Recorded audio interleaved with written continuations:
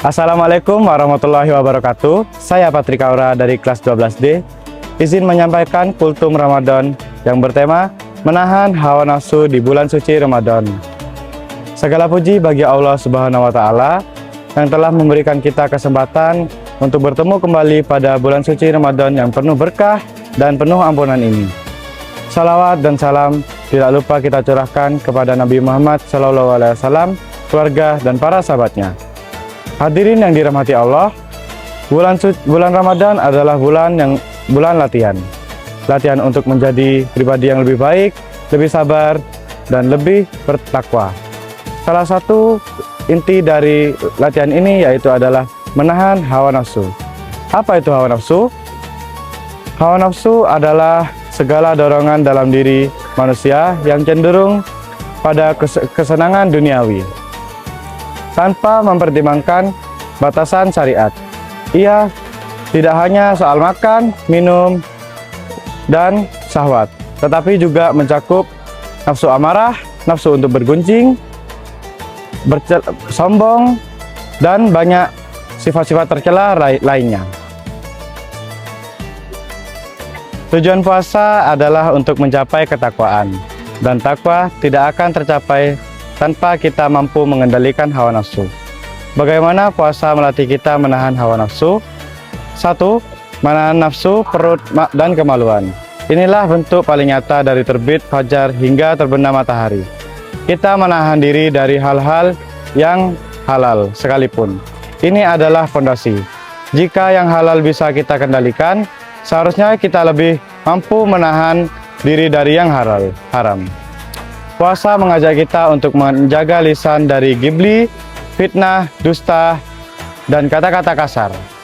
Jika kita lapar dan haus, tapi mulut masih berkata untuk menyakiti orang lain, maka puasa kita kehilangan nilai utamanya. 3. Menahan nafsu amarah dan emosi. Saat tubuh lemas karena lapar, emosi mudah tersulut. Disinilah latihan sesungguhnya. Puasa mengajarkan kita untuk bersikap tenang, sabar, dan bermanfaat. Rasulullah SAW mengingatkan, jika ada yang mengajak berkelahi atau mencaci maki, berkatalah, aku sedang puasa. Inilah tameng untuk meredam amarah. 4. Menahan nafsu mata, telinga, dan hati. Puasa seharusnya membuat kita lebih sensitif terhadap hal-hal yang boleh dan tidak boleh, menjaga pandangan dari yang haram, mendengar hal-hal baik, dan menjaga hati dari iri, dengki, dan penyakit hati lainnya. Hadirin yang berbahagia, puasa kita bukan hanya sekedar menahan lapar dan dahaga. Itu adalah puasa yang biasa. Puasa yang sesungguhnya adalah puasa total, puasa seluruh anggota tubuh dari segala perbuatan dosa. Bayangkan, jika selama 30 hari kita konsisten melatih diri, mulut hanya berkata baik dan membaca Al-Quran, tangan digunakan untuk bersedekah dan berbuat kebaikan, mata digunakan untuk melihat ayat-ayat Allah dan ilmu-ilmu yang bermanfaat, hati dipenuhi dengan keikhlasan dan rasa syukur, maka ketika Ramadan pergi, kita tidak akan kembali seperti semula. Kita akan menjadi pribadi baru yang lebih ringan daripada beban dosa, lebih kuat imannya, dan lebih terkendali hawa nafsunya. Marilah kita jadikan Ramadan tahun ini sebagai momentum untuk benar-benar menggembleng hawa nafsu kita. Jadikan setiap rasa lapar dan haus sebagai pengingat akan dahaga rohani kita terhadap keridhaan Allah. Ingatlah bahwa puasa adalah ibadah rahasia antara kita dan Allah.